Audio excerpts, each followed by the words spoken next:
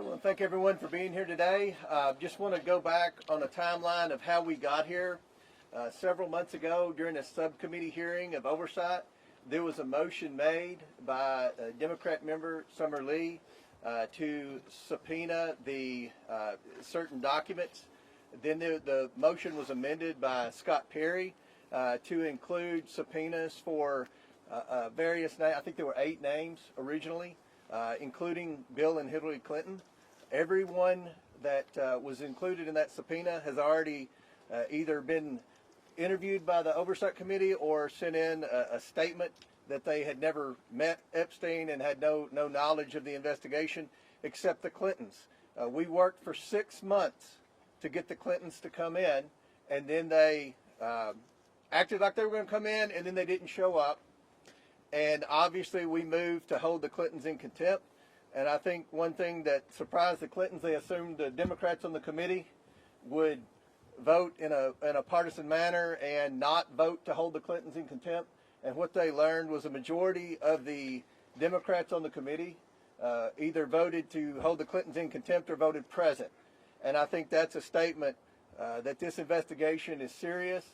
It is a bipartisan investigation. The American people have a lot of questions. To my knowledge, the Clintons haven't answered very many, if any, questions about their knowledge or involvement with Epstein and Maxwell. Again, no one's accusing at this moment the Clintons of any wrongdoing. They're going to have due process.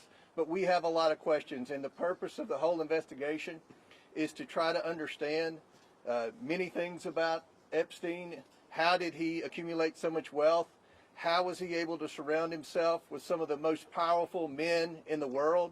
Was he an asset for our government or any other government?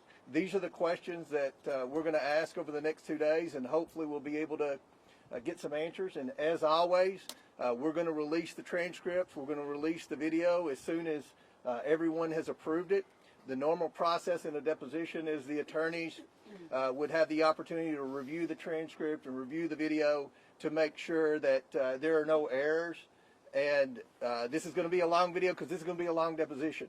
Today will be a long deposition, I would assume, and tomorrow will be an even longer deposition.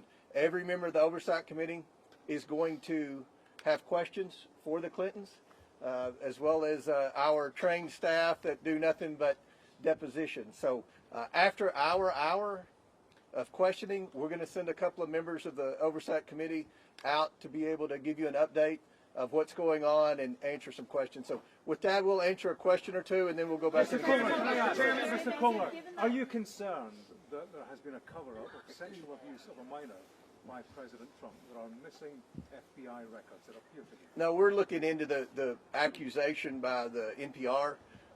We don't know the answer to that. We know what the administration says. We're still looking to get a definitive answer on that. But look, let's just be realistic here.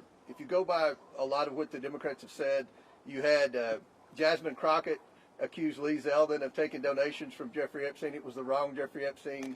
We've had Ro Khanna sit on the floor and name names of people that he thought were involved in Epstein that weren't even involved. So, sometimes the Democrats on the committee aren't the best investigators. Go ahead, Chad. Yeah. Good morning.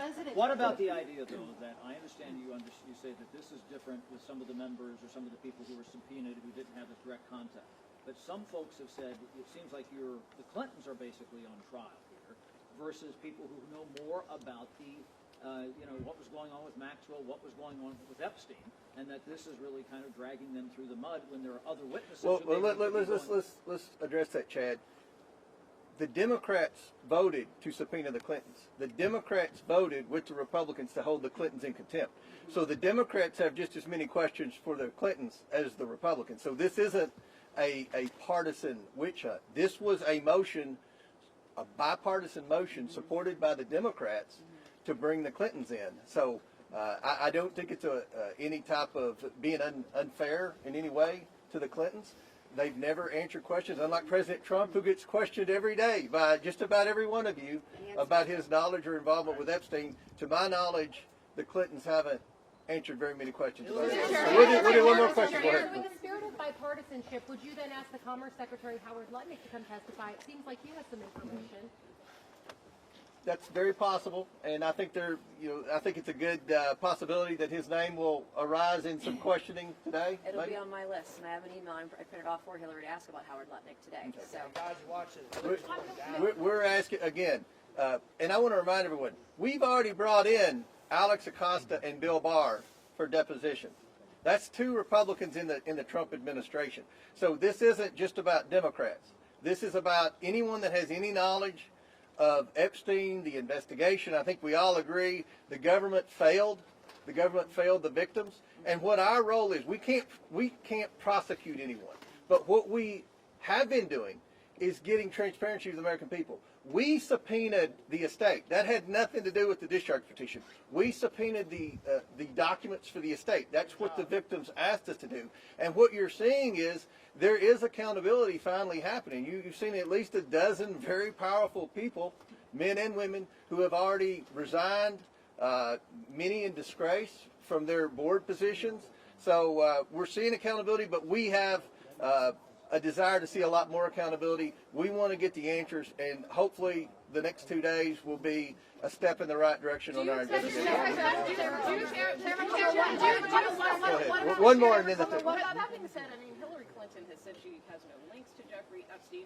She doesn't recall meeting him. So what specific information do you believe she has that warrants her testimony? Well, you'll see. I mean, we're going to ask a lot of questions, but with respect to when you look at all the co-conspirators, and we've all seen the unredacted documents, Maxwell is the main co-conspirator. No one brought more women in and lied to more women about what was going to happen with their involvement with Jeffrey Epstein than Ghislaine Maxwell. We know that obviously Maxwell was a guest at Chelsea Clinton's wedding. There weren't many people that went to that wedding, so again, we're not accusing Hillary Clinton of wrongdoing. We know that Jeffrey Epstein said many times in emails that he was the first person to raise money for the Clinton Initiative, the Clinton Foundation, that he solicited money at some of his properties for the Clinton Foundation. Again, that's not saying anything illegal, but there are a lot of questions pertaining to Secretary Clinton with respect to Epstein and his involvement in the Clinton Initiative and her relationship with Ghislaine Maxwell. So we'll come out every hour when we get finished, and different members will update you and answer any questions. Thank you all. When the Clintons forced to go to Washington, and taxpayers spent more money here. Thank you. It didn't seem like Hillary's quick to get out of here.